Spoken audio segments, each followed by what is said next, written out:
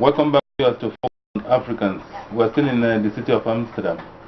Today we're visiting the office of an NGO.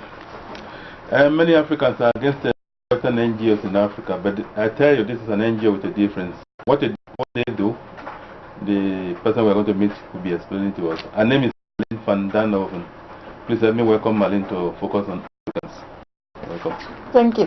So, Marlene, who is Marlene? Can you tell us about yourself? I'm a farm girl. A farm girl, yeah? Born outside of Amsterdam, just outside of on the countryside. My father had a farm. A big farm or no, a middle size. Growing potatoes and grains and sugar beet. Sugar beet? You have sugar cane, we had sugar beet. Okay. And a very long time What ago. is the name of the place? It's called, the place was Bovenkerk. Bovenkerk. Just outside of Amsterdam. The benefit of Ghanaians who don't speak Dutch. Well, kerk church. So, and boven, yeah, we always wondered what it meant, but it's up the church, or above the church. So you were born in a farm? Yes. What do you remember from the upbringing? Yeah, I had a great upbringing. We had space, you know, and space in Holland is not readily available. But there was land, and as a child you could just roam around. Yeah. And have animals also, small animals. What type of animals? Goats. Up to this day, I'm a great big fan of the goat. You eat them or? Intelligent animal.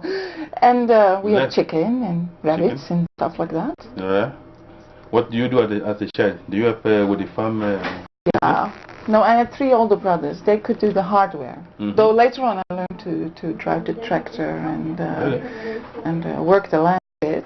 Yeah. We had to work, so joined my father, but we actually wanted also, because then we could hang around the tough guys, you know, that was the hip thing to do for us. But so we worked and we fooled around, and so it was fun.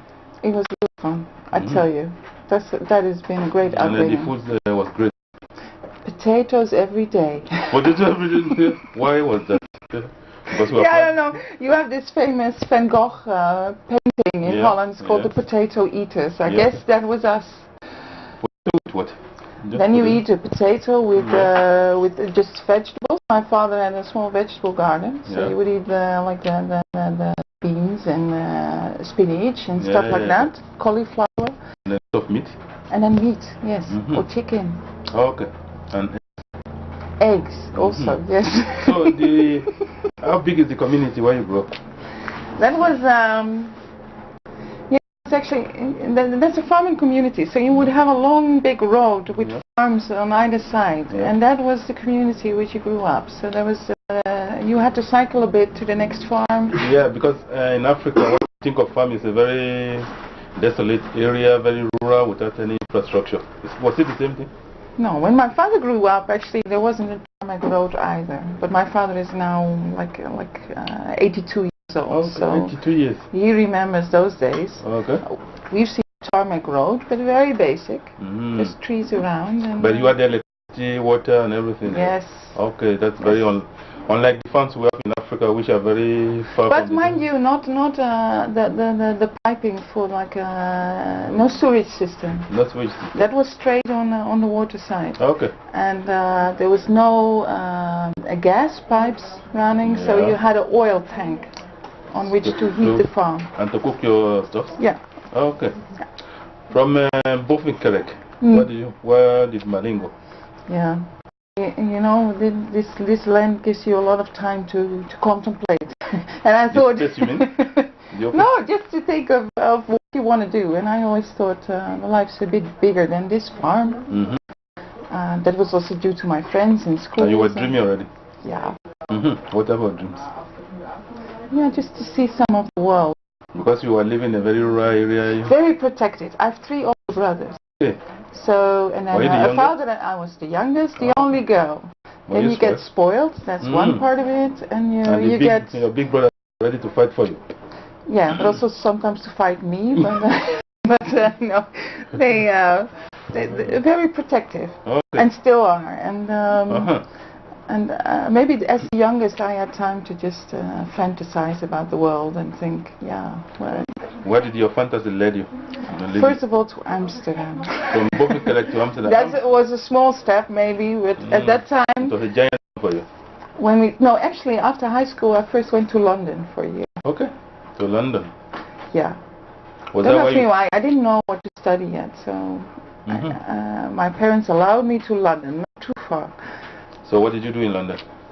I studied English, and I was a regular au pair, minding the children. Really? That was a cheap way to go abroad. Abroad, okay. Do you remember something from your London days? Yeah, also, that maybe gives me some aspiration, because London is way, that's huge. Coming from Bovenkerk to London? Yeah. And so you had all the culture, all the music, all the theater there. Did your fantasy explode? Yeah, one moment I thought, this is the place to London? But, yeah, just because of the cultural part of it. Okay, it was cosmopolitan. Yeah, more than... Different people and... yeah, I thought so. Met a lot of different people there. Why did you come back then? I had to go to study. You couldn't study in England? Yeah, that my parents weren't paying for it. You could go on holiday, but not for... Yeah, I could go and work there, but... not to, so, wow, it's a long time ago. I came back, I decided I'd go and study political science. You came back to Bovenkerk, or you come to another? First to Bovenkerk, but right from the get-go I started looking with some girlfriends for a room in Amsterdam, because the university was right in the center of town, and we thought we need to be on our own feet. Yeah. So that's what we started searching for, and after half a year at home at the farm, then we moved to Amsterdam. All right. Going from Bovenkerk to London, coming to Amsterdam, what were the differences you saw between Amsterdam and London? Well, Amsterdam, at that time I still thought it was very cosmopolitan also. Amsterdam. Now I know better, it's really like a village. Okay. And but still the same, student life is great everywhere, I think. You just immerse yourself in studying one hand. And well, there are two universities in Amsterdam. Which of them did you attend? I attended UvA. The University of Amsterdam? Yes. University of Amsterdam? Yeah.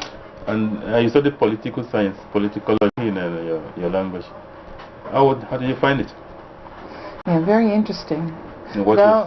Yeah, the choice I made, I first wanted to do journalism, wanted to be you maybe, but then at that time there was some conflicting stories about these schools for journalism. Then they said, you can also do a very broad education, which was at that time political science, because you get a bit of sociology, anthropology, economics, law. Yes, and that was maybe me. I was still a bit like that, interested in everything. So that was an interest. The second interest was, and I don't actually know where that started, was also to find out the reason why there's such a big differences in the world. I realized somehow in there that it's just pure luck or whatever you call it, where you end up being born. And I was raised in a very protective farm, food in plenty, everything in order, like that. So coming to Amsterdam and studying political science. I was curious about the question, what's the relationship? Then they said north-south, but okay, the development. So that after the first year, just general political